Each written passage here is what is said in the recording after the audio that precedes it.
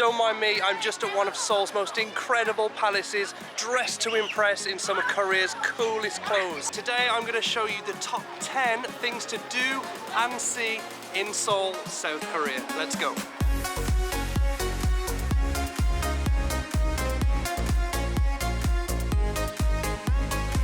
So let's start with spot number 1. Behind me here, as you just saw, is a must-see in the city of Seoul. This is Myeongdong Palace, and it's one of the most beautiful, popular and iconic spots in the whole city.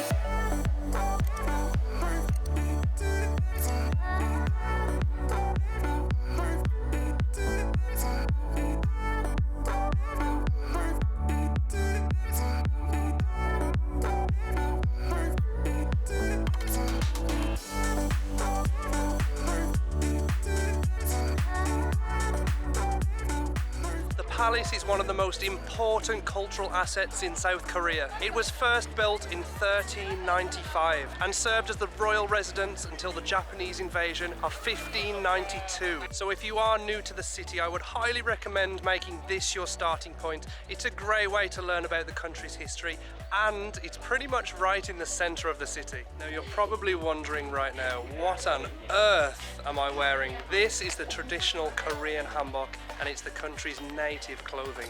It's not only the perfect clothing to wear to the palaces, but also to our next spot, Bukchon Hanok Village.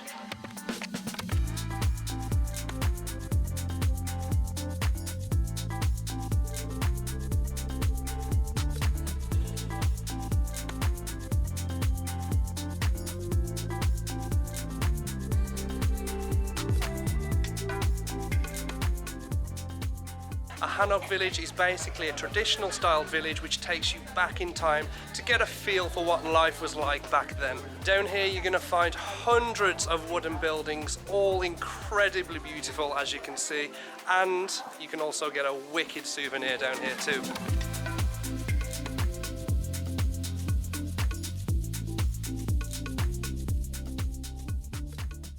So this next place is hands down my favourite hidden gem in the city, and something you have to experience for yourself.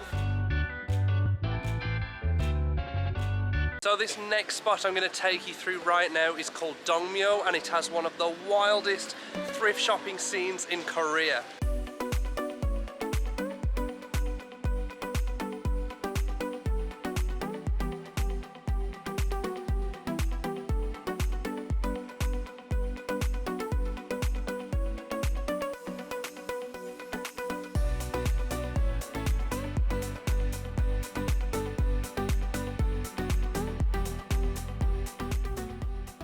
It's really cool. Everything here is like from $2 to $10. It's so cheap. I just saw $1 shoes, massive stack of them.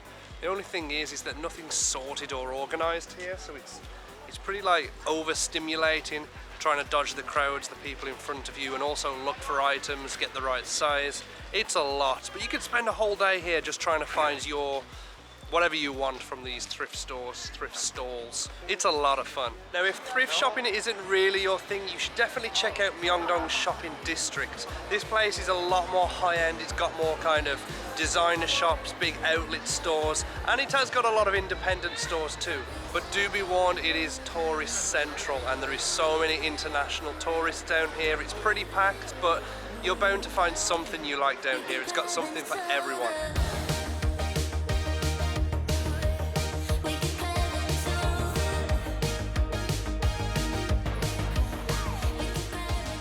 The amount of food stands down this street, there's like a mile-long main shopping street right down the middle, and there's just, look, right next to me here, there's every type of food stand you can think of.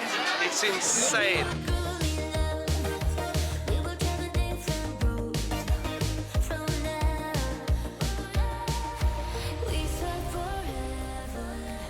Also at night, this place is lit up. It is so busy. The nightlife around here is also wicked.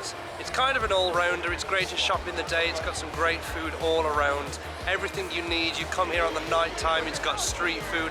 It's got good bars, restaurants, nightclubs. It's got a bit of everything. Spot number 5 is Namsan Tower. This is an iconic place. It's this tower right behind me there. You've probably seen this one also all over Instagram. The tower's in the center of the city and it sits upon this big hill and it overlooks the whole city from 360 degrees. You can also see like a big mountain range in the background. So if the air's not polluted and you do get lucky, you can see absolute panoramic views from all around. It's beautiful. You can also go right up to the tower too. There's like an observation deck right there. You do have to pay like a hefty fee, so honestly it's probably just better to use your imagination than pay those fees.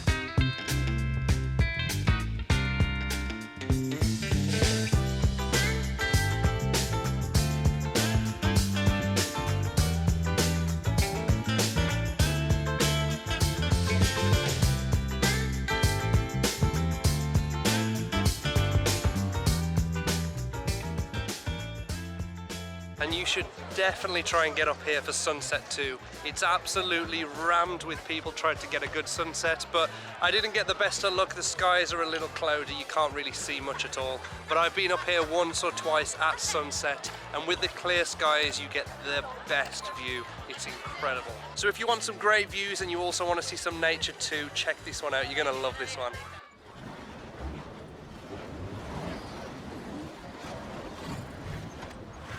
Okay, next up is a juicy one. For number 6 is experiencing Itaewon's crazy nightlife. The town is located right next to the US Army base and is the international hub of the city. No matter where you look in Itaewon, you can find someone from every single country. So the nightlife and even the food is unbelievable, making it the perfect spot for a night out. Let me show you exactly what I mean. Let's go.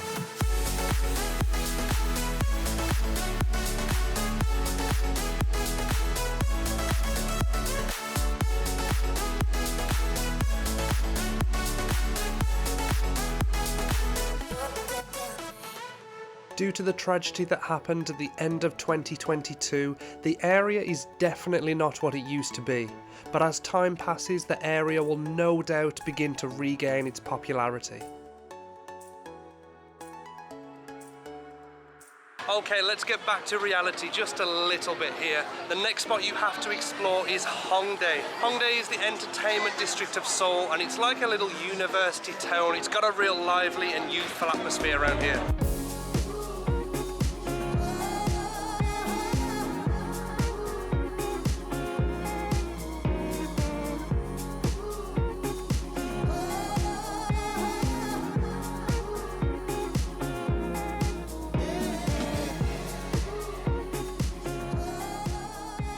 Also, my favourite part of this area is the street performers. The streets are littered with street performances. Even in the day you can find so many dancers, singers, boy bands, girl bands, K-pop stuff, I don't know, there's lots of it though. But you come here on the night and it's 10 times worse. You could be here for hours just watching people perform. It's so cool.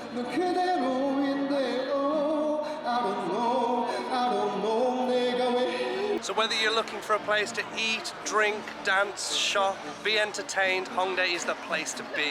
I guarantee you're going to love this place. Now before we jump into the next one, I need to tell you something. Koreans are coffee addicts. You think New York's bad? You've seen nothing. But with that comes a hell of a lot of cafes. And that's exactly what you need to do for yourself. You need to go cafe hopping in Seoul. There's every type of cafe you can think of. There's meerkat cafes, llama, poop cafes, sheep cafes, meerkats, raccoons, cats, dogs. There's even these hidden cafes which are disguised in plain sight and you wouldn't even know they're there. There are so many cool ones, but let me know down below which one you'd like to go to. As I can't really visit them all right now, I'm gonna take you to one of my favorite ones in the city, and it's in the same location as our last spot.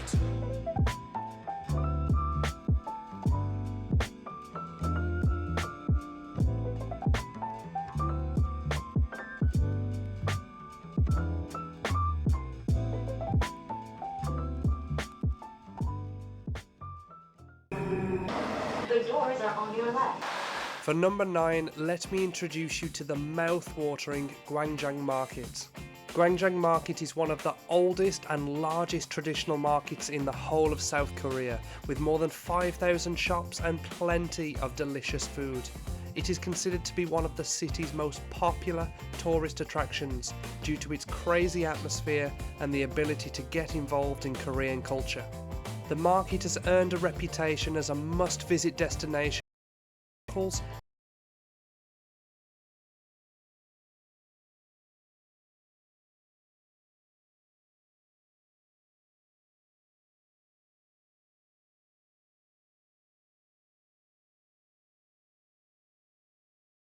Wow.